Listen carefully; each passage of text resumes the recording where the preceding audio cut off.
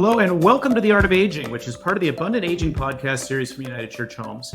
On this show, we look at what it means to age in America and in other places around the world with positive and empowering conversations that challenge, encourage, and inspire everyone everywhere to age with abundance. And today we are pleased to welcome Marilyn Raichle to the show. Marilyn is currently the Executive Director for the Maude Awards, which is an initiative to encourage, celebrate, and share innovations that enrich the quality of life for persons living with dementia and their partners in care.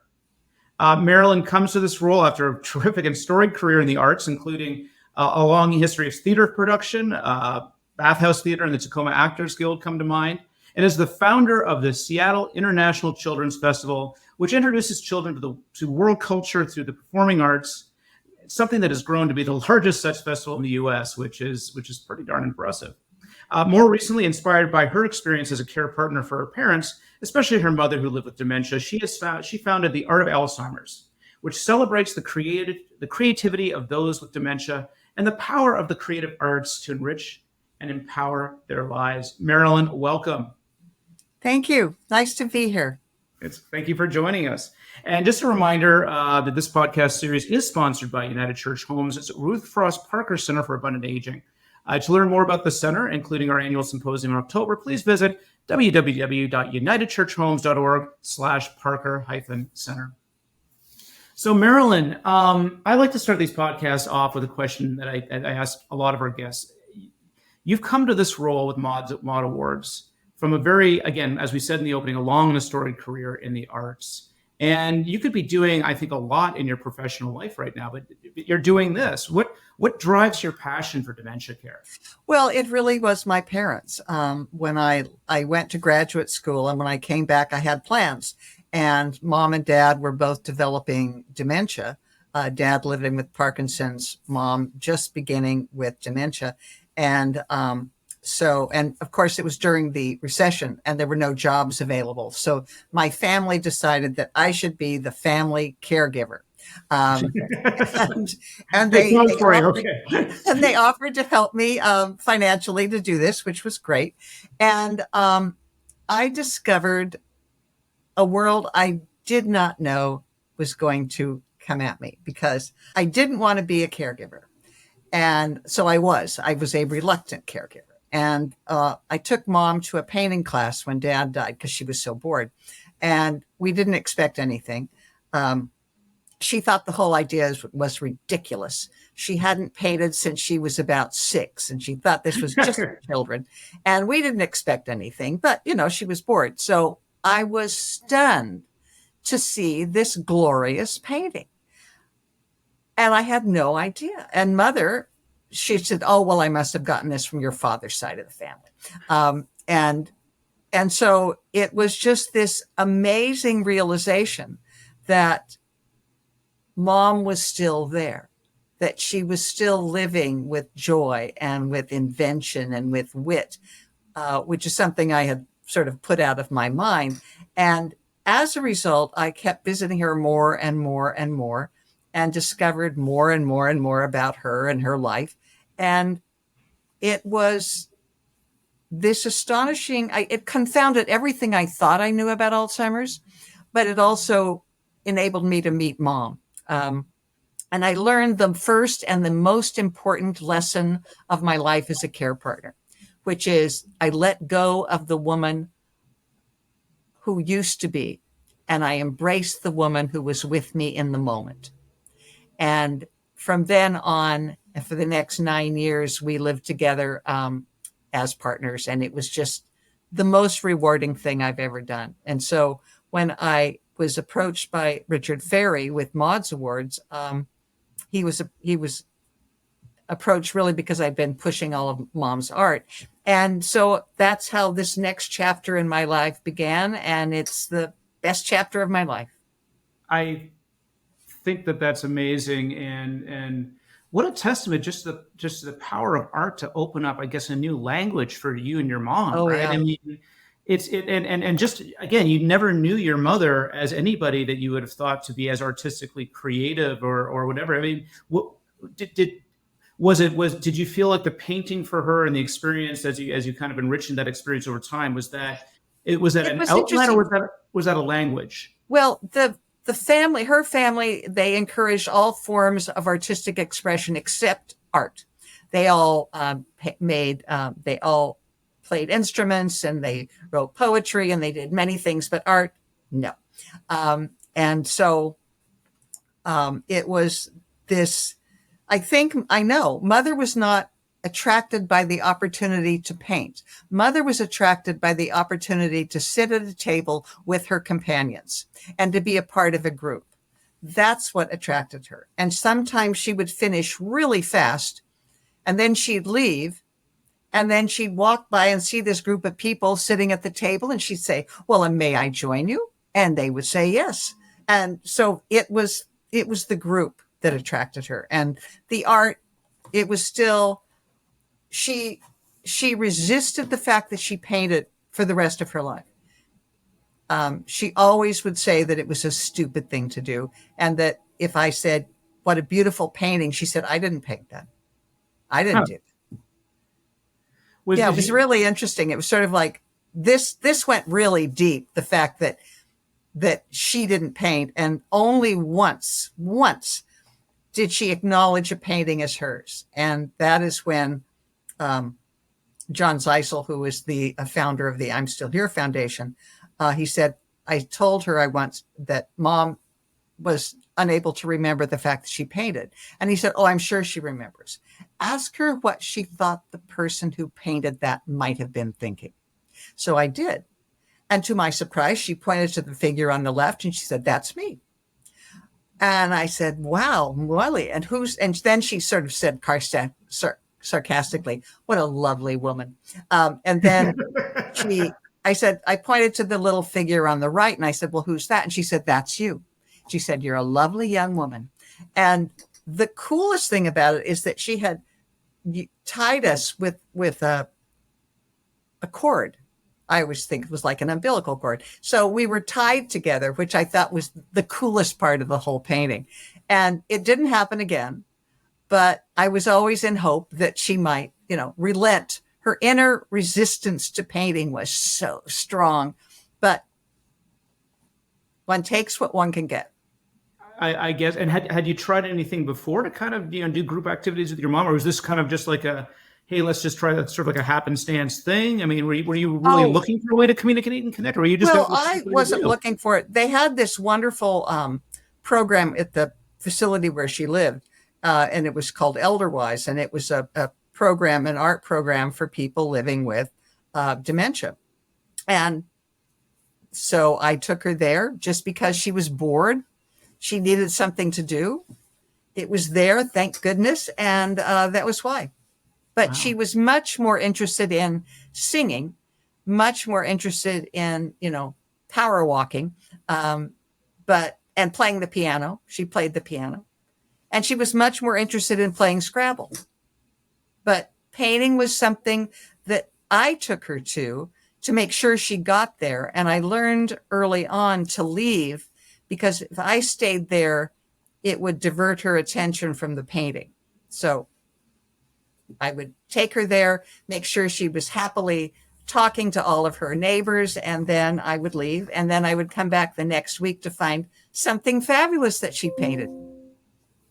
And I think it's clear to me, just how you found yourself in this position at Maude's Awards right now. I mean, this idea that, there's so many different angles into supporting those that have been diagnosed with dementia. The idea that these are people, that these are, so often when you medicalize things, it just takes away just that fabric of connection that we can open up with things like this, your personal experience. But I guess that's a good point to transition. I mean, so can you tell us, so you're now part of this organization, Maude Awards. Yeah. You were asked to lead it. Can you tell us a little bit about how you came to be in this position you are now, and really what the intent of the Maude Awards is? Well, I was giving a presentation about art because I was doing an art exhibit featuring Mom's art and also the art of 40 other people who are living with dementia, age 60 to 102.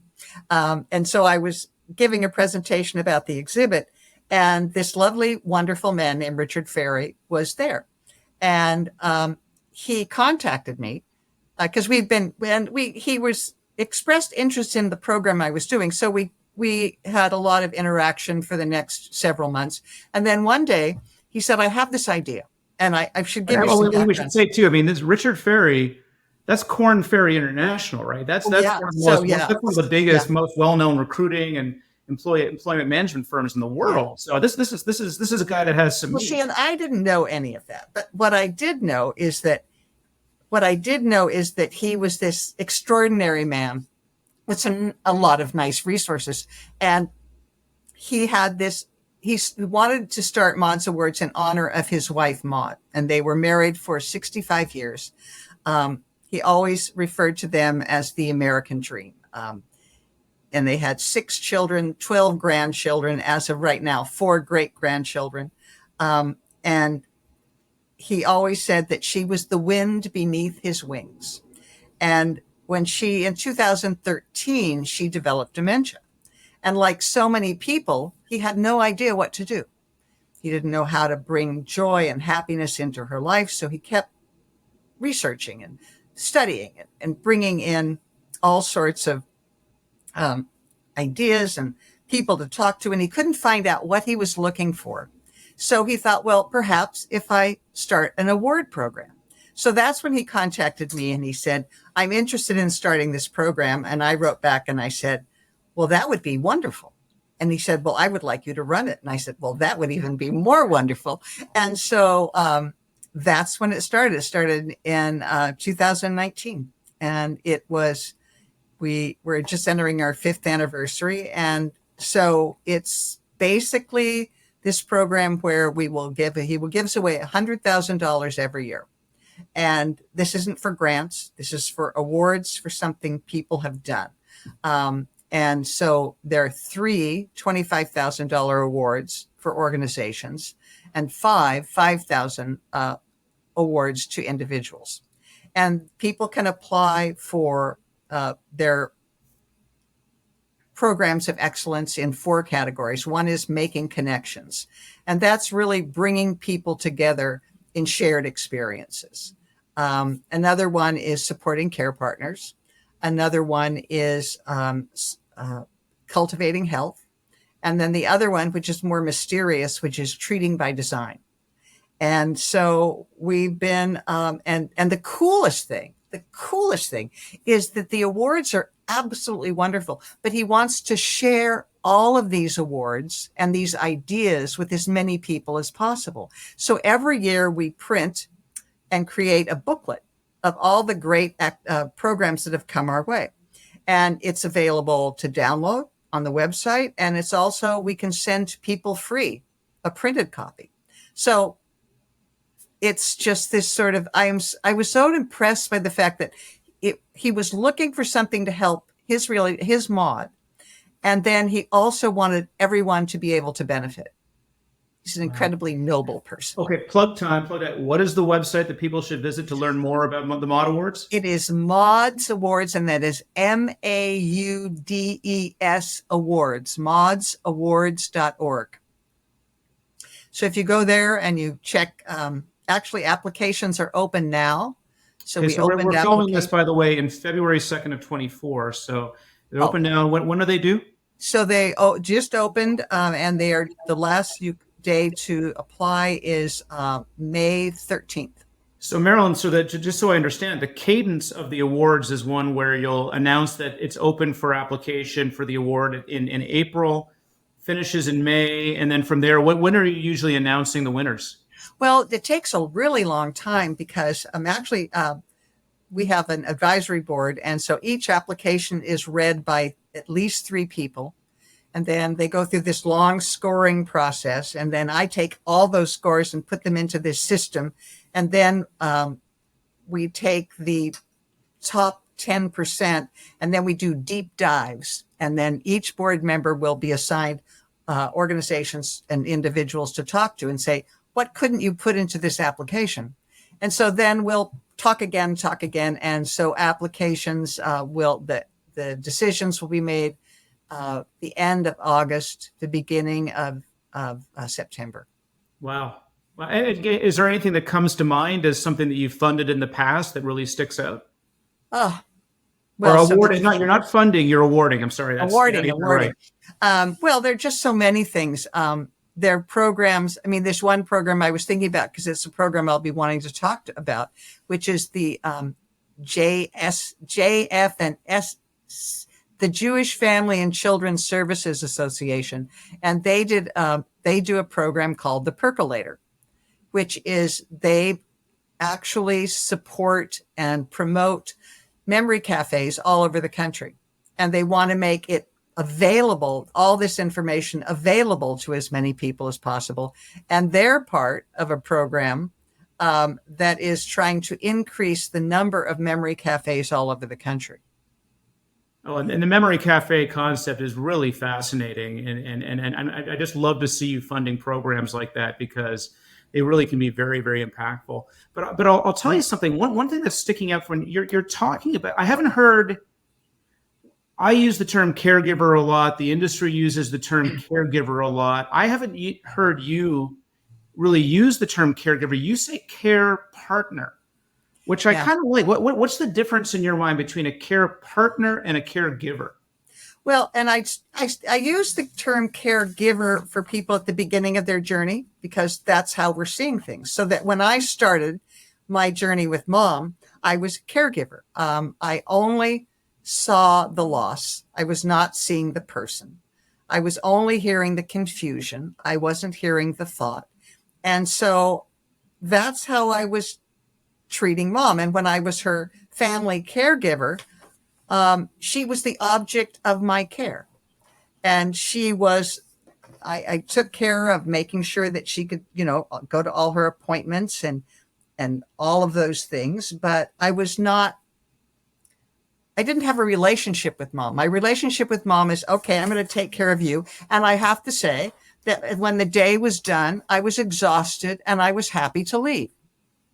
And then and I'd also made a career out of her art, which is another thing. So that sort of got in the problem. And I have to admit that near the end of this period, I was thinking more of the art and less of Mom, which horrible. But then I started to notice one day that her art was starting to deteriorate. Same image, same colors, scratchy lines, and she seemed less interested in it to me. And so one morning I got there before the painting class, and by this time, I mean, I was only seeing her sporadically. I was seeing her on or around the painting class day. And so I got there early and we did everything she liked to do. We took a walk. We played Scrabble, which we always did. We looked at the view. We just had a wonderful time. And then I took her to the painting class and I was stunned to see the art had completely changed. Warm colors had come back, warm saturated colors, animal images. A story was being told in her painting. And that's when I went, oh, I see. I have a role to play in this. We're in this together. We're partners. Ah, I see. And so from then on, we navigated a life with late stage dementia together. And we did everything together. And the more I visited her, it was no longer a chore.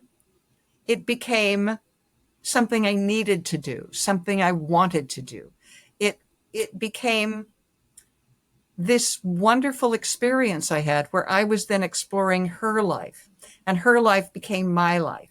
And for 9 years we did this, and it is the most rewarding thing I have ever done in my life. I love that, and I love how you're so frank with and I think, look, I have to imagine that many other people who are dementia care partners think this way, where just the story that you have about this idea of seeing somebody as an object for caring rather than a partnership that you enter into. The language, we see a lot of this language when we say about dementia sufferers, right? I mean, just the language around just the care, that these are people who are suffering, they're patients, they're medicalized versus, and just the same, like diseases label lots of people, right? It's like versus somebody who's living with, like I am somebody who's Yeah. living with dementia. I mean, that seems to be a very important kind of, that has But to be a that was a language really we hard learn. one. When I first started out, and met all these people, wonderful people in Seattle that I met who were involved in this movement, and they would talk about people living with, people living with. And I kept thinking, well, that's odd. And because I was still back in the suffering mode. Um, and so when I finally understood what they were talking about, is that it's really hard to have a relationship with somebody who's suffering because all you can really share is the suffering. And it's not your suffering. And it sort of limits the conversation, and it's, makes you, it becomes your job to make sure that they're feeling okay. But when you're a care partner and when you are living with, then everything changes. That this is a human being. This is a person living a full life, capable of joy and capable of meaning and capable of purpose. And it changes the conversation completely. And suddenly, all sorts of things are possible. And when you realize that this is a person living with joy and you're able to experience that joy, then it changes you too. It's just, it's such a wonderful transition when you can move from a caregiver to a care partner. And I don't mean because there are so many caregivers in the world, and there are home caregivers who are vastly undersupported, and there are caregivers, professional caregivers. And so I don't mean to in any way deride home caregivers, because they're doing the best they can with as few resources as possible. And if I wanted to scream and yell, I would basically say we as a country have let them down. And Mother is among one of 15% of this country who has the resources to live in a really good continuing care facility. So if I have a goal in life, it's to basically say to people living with dementia are valuable human beings, worthy and needing our support. And if you were to meet somebody who's entering this caregiving journey for dementia, I mean, I think a lot of the experience that you convey is kind of in the middle of the late stages of dementia, where you tend to see a lot more of the difficult behaviors and the memory issues and the things that really do tend to draw a wedge in with family. And you've been through your own journey where you felt just that. I mean, you were chosen to do this. You didn't choose. You evolved with your relationship with your Yeah. mom, went from more of a caregiver to a care partner. So, and it'd be, I think, even just with you're participating in podcasts like this, we hope to maybe accelerate people's realization from giver to partner. What do we need to do to kind of create environments or conditions? I mean, what would you say to somebody who's sort of starting out on this, saying, I'm really, really afraid of those times. I'm really, really afraid of entering into that moment where mom or dad or my partner forgets me. I mean, what carried you through that? Well, it's interesting. I had this really interesting conversation with someone a few years ago, and he called me because he knew I was working in the field, and his wife was just being diagnosed with dementia. And I said, all right, the first thing I want you to know is that it is entirely possible, more than probable, that she can live with joy and happiness. And he said, you're the only person who said that to me. And I said, well, it's true. And then he said, now what? The most important words. So if I were saying to someone who's just starting out like I was, but you're in the position of being a quote caregiver, I would basically ask her or him what they would love to do. First, make them part of the conversation. What would you like to do? What would you love to do? And remember and try to think about all the things that made them happy. And then try to incorporate that into what you do. It's so important to ask. And it's sort of like those cardinal rules of dementia, which is listen, ask questions, and listen. And then do the best you can. It changes with each person. My father, because I didn't know enough back when he was having a really hard time. And it's different with him because I made a list. I could have just been with him to make sure that he knew he wasn't going to be abandoned. I could have given him shoulder massages, which he loved. But did I think of that? No. I could have brought him his favorite food. I could have brought him pictures of all the things he did with us and for us to make our lives better. I could have told him I loved him, which is a word we didn't use in our family. Scottish Calvinists, we didn't ever use that word. But there's so many little things that I could have done with Dad. So they don't have to be huge and massive things.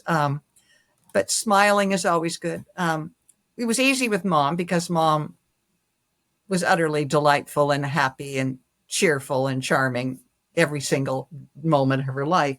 But listen, I think the most important thing I learned was to ask them. Ask them. Make sure they know they're part of this conversation, that someone's hearing them. Yes. No, I think that's so important. And it speaks to a lot of, a lot of best practices that we hear about in this. Like, don't say, don't you remember, right. Oh, exactly. yes, those rules. The rules you have, but I mean, it's just, but you've seen them kind of work. And I got to think that you and the like-minded people that are behind Maude's Awards, I just think about the way that you've kind of just framed out the 4 different areas of prize giving that you've got, the idea of making those connections. We're talking about making connections here, meaningful connections. It's a whole kind of spectrum of things you can use in any given day. I guess one of them could pop up as a thing that might uniquely connect you with the person that you're supporting for. That's the next one: supporting care for partners, cultivating help, and then we have this treating by design, which I got to say has really stuck in my head here, and it seems to be a little bit more the abstract one. Can you go into this? What is the intent behind treating by design? Well, the intent behind that, in fact, I made notes. It's a lot to do with the living space in which someone lives, to make sure that there's ample mobility, to make sure that people aren't in silos, but that they have the opportunity to come together. One of the motivating focuses for Richard Ferry was that his wife was incredibly fashionable, and yet she was wearing these drab, horrible clothes, and they were really hard to get people into and out of. And so he's always been looking for ways for clothing that is easy for people to get into, and also clothing that is attractive. But a lot of it, where are my notes? I had such good notes. Here they are. That it's helping people live full lives. And this is why it's sort of a mysterious category, because it can be your living arrangements. That's one thing. But then you bring in horticulture, people's ability to have plants or to connect with plants. In fact, one of the many programs that Richard Ferry has funded is called the Memory Hub, and they have Maude's Garden. And Maude's Garden is filled with wonderful plants that people can touch and people can smell and enjoy, so that it's creating anything that can help create a more meaningful living environment for people, which is why it's difficult. And using all of the sense. I mean, this is part of this is such a mysterious condition where it has so much to do with the affect on all 5 of your senses. And just to think that there are, it just seems to me that there's a bit of a through line here into what's not happening enough in dementia care, which is this idea of being able to spend time, people to kind of really draw out those personal. Well, actually, let me put the question to you, because if we take your personal journey and the types of things that are being recognized by Maude's Awards, do you think it's addressing things in the dementia care spectrum that you're just not seeing enough of? I mean, what are we not seeing enough of in dementia care that really should be out there? Oh, gosh, we don't have a couple of hours, do we? Because it's, first of all, you've got the issue of caregiver exhaustion. Because if you're at home and you're taking care of a family and you have a job and you're also taking care of your mother or your father, and you're trying to juggle all of that and have a meaningful life with all of that, then you're exhausted. So respite programs are really important. And so one of the things I would say to somebody is make contact with your local senior center. They might not have all of these programs, but they might also know how to reach them and how to access them. Memory cafes, opportunities for people to come together. And you as a care partner can relax. There are some programs like We Are HFC, Hilarity for Charity, that actually have respite grants that really help people. But it's not enough. That we as a society have failed people. I am not afraid of Alzheimer's. I am afraid of living, as I like to put it, in a squalid snake pit. Yes. I know. If I I'm agree. going to Yeah. be there, I want to make, sort of fun of it. But I feel it is so important for people to have options, to have resources to help them. And there aren't nearly enough. So I would start with your senior center and say, what do you have? Tell me everything you've got. And then also you as the care partner have the ability, let's hope, to get online and start researching what do you have in your community. Seattle is blessed to have all sorts of wonderful programs. There was one program called Dementia that actually lists every single thing that is happening in this area that might be of interest to people. But that's, we're lucky. Not everybody has that. And one of the things you notice about Maude's Awards is that what is innovative or new here or somewhere else is, we have a lot of it, but if you go outside Seattle, it's not so much. And so it is heartening to see with Maude's Awards how the number of programs that we hear about every year are broadening out across the country. And it seems to me that, what's going through my head right now is just that, dementia, Alzheimer's, it's so much the most human of ailments and conditions because it affects our humanity and our individuality, who we are as individuals and our agency and all those things that we hold near and dear to our hearts. And the stories that we hear often are of support programs or for treatments that seem to lack that humanist view or that lens. And the programs that you describe and the discoveries that you have made yourself, which I think is a great inspiration for the Maude's Awards, are programs that really bring out humanity, reconnect to your inherent human character, and it seems that you yourself with your own journey looking through that lens, that's what really broke it open for you, right? I mean, you said earlier that I was mourning for the woman who was lost. I didn't see the woman who was there, which is still someone that had a sense of agency and had a sense of expression and all of those things. I mean, would it be fair to say that, people who are listening to this are likely people that are going to apply for Maude's Awards, right? Go ahead, please apply. Right. And again, for our listener, Maude's, Maudes awards.org. Are you looking, do you prefer solutions that are necessarily human in that way? Or is it really just we're open to anything? We're open to anything. It's interesting that we're open for-profit, nonprofit, professional caregivers, home care partners. We want to hear about things that have managed to bring joy to people's lives and to help them live better lives. It's a wonderful thing. And it,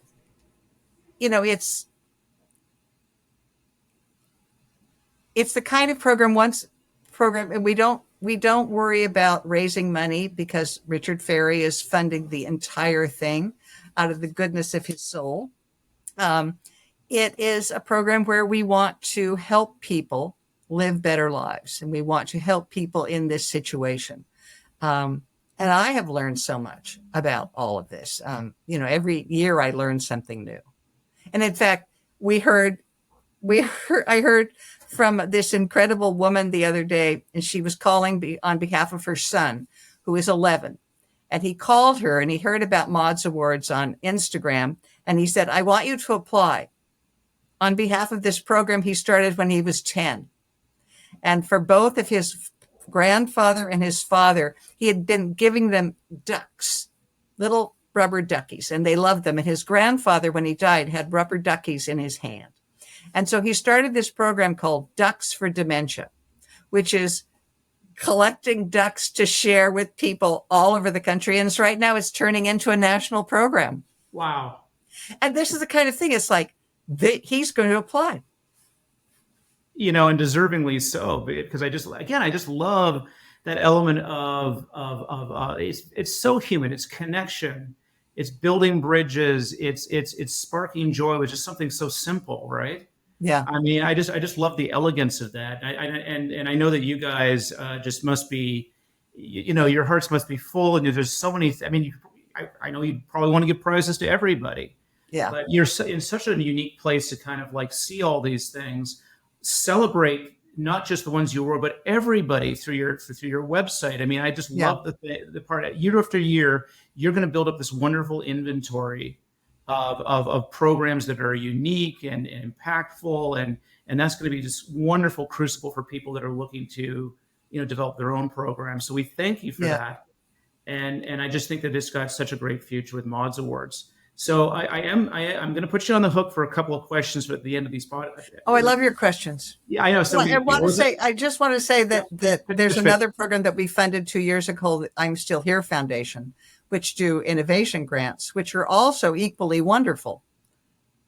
So that's the I'm Still Here. Is it you work with that foundation? I'm on their board. The I'm Still Here Foundation, they do innovation grants, and so they request applications, and these are grants, but they give applications usually around $5,000 to $10,000 for programs that are, again, using the arts to enrich people's lives. That's okay. So maudesawards.org, and what's the website for the I'm Still Here Foundation? I'mStillHere.org. I'mStillHere.org. You pretty much put a .org behind anything good. Yeah, I know. But so I'm Still Here.org, Maude's Awards. The I'm Still Here Foundation. Yeah. I'm so awesome. But it is. It's just this thing. But then the more we're in this, the more we just it's growing. It's not nearly enough, but it's growing. And again, at the top of the call, you could be doing a lot of stuff right now, but you're choosing to do this. And the energy that I'm just getting from you talking about this is just so infectious, and it makes me so inspired. I know that you guys are going to go on to do some really wonderful things with this initiative. So pass our thanks on to Richard Ferry as well. Again, just so much success to you guys in the future for doing this great work. But Richard Ferry, I have to add, Richard Ferry is a man who truly lives his faith. Clearly, blessed to have him, and again, all kudos to him for brainchilding this program. So, I am the luckiest person in the world. You're not off the hook with the 3 questions, though, Marilyn. Oh no, I want the 3 questions. Okay. Okay. All right. So we always ask our guests 3 questions on every single show about their own experience with aging, and I just think it's so cool just to hear people from different backgrounds and just answer these. So we're going to put it to you now. Okay. Okay. Question number 1. So Marilyn, when you think about how you've aged, what do you think has changed about you or grown with you that you really like about yourself? And all of these things I'm going to mention, I really learned from Mom, but this is one that I did learn from Mom. What I learned is that it is always better to think of others first. And when you're talking to someone, it's best to start with a smile and something positive to say. I had no idea how well that worked when I first saw Mom do it. But then years and years later, I started doing it, and it was like, oh my goodness, this is amazing. What a difference it makes. And I thought to myself, who knew? And then I thought, oh, of course, Mom knew. Well, the Calvinists knew. I mean, come on. Yeah. So that was the big one. I love that. I'm jotting that down. I think it's a wonderful, wonderful sentiment. And then that sort of leads into our second question. What has surprised you the most about you as you've aged? that I'm so much happier now than I used to be. Yeah. Very cool. And is that just something that, I mean, you've told this whole story about being a care partner for your mother. I mean, that's stressful. It's like, but and now you're Well, doing I this mean, it wonderful was a work with Mods long, and Works. it was part of that because, I mean, you have to understand, I grew up, I'm with someone for whom the art of war was light reading. Yeah. And so the whole aspect of slowing down and starting to listen and living a life in together. Together was not a word I was ever using in my life because it was so competitive. But then I just started to slow down and calm down. And that was a gradual process. It took years, but I am much happier now. That's awesome. That is awesome. I love hearing that. And then let's see. Let's see if this last question is something that I expect that you're saying, or maybe you'll throw a little surprise in there. But is there someone that you've met or been in your life that has set a good example for you in aging? Somebody so we hold the age with abundance or abundant aging as part of our mission. Is there somebody that you've met or been in your life that has inspired you to age with abundance? Okay, and I'm actually going to read something because this is something I wrote about Mother. Yes. I hope I can age like Mom, living a life abundant with love, purpose, and friends, fascinated by the world, curious about the future, and filled with laughter, focusing on the positive, accepting the inevitable, and enjoying the ride. Could you read that again? Do you want me to read that again? I do want you to read it again. Yeah. Yeah, isn't it wonderful? Yes. Okay, go back. Page 139. Okay. I've written a book about Mother, so that's page 139. I hope I can age like Mom, living a life abundant with love, purpose, and friends, fascinated by the world, curious about the future, and filled with laughter, focusing on the positive, accepting the inevitable, and enjoying the ride. Wow. Well, I got to say, Marilyn, what a wonder. I hope to age like your mom as well, if that is the template that you're following. I want to thank, I mean, so many great inspirational things that you said, but what's the name of your book?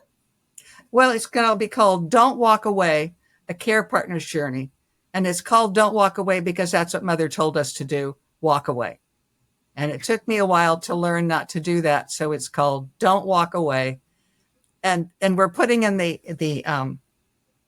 dedication. I don't have it. It's not, I haven't, it's all in my mind yet. But the first part is to all the caregivers who have just begun their journey. May they begin with joy and blah, blah, blah. I haven't memorized it, but the second part is important. And for all of those who may already have walked away, perhaps this will be a nudge to reconsider. Well, when you finish that work, we'll have you back on to talk about that because I know we're going to unpack a lot of great things from your own story. I'm just kind of overwhelmed at the moment with it. And all of the stories in the book are illustrated by her paintings. Oh, all right. So before I start bawling like a baby here, I just want to thank you for being such a great guest on the show, Marilyn. Oh, thank you. And again, Marilyn, Marilyn Raichle, Executive Director, Maude's Awards. That's maudsawards.org, the I'm Still Here Foundation, imstillhere.org.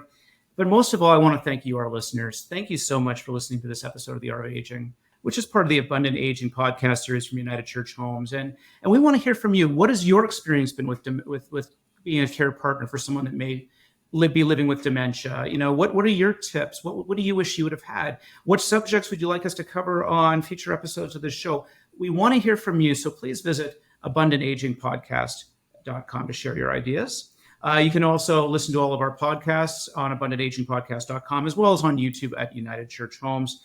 And feedback is also appreciated on our Ruth Frost Parker Center website. You can see that at unitedchurchhomes.org/Parker-Center. Again, Marilyn, thanks for being a great guest on the show. So amazed by your work, and so excited to see what you'll accomplish in the future. I'll just end it there. Thanks so much, Marilyn. And for our guests, we'll see you next time.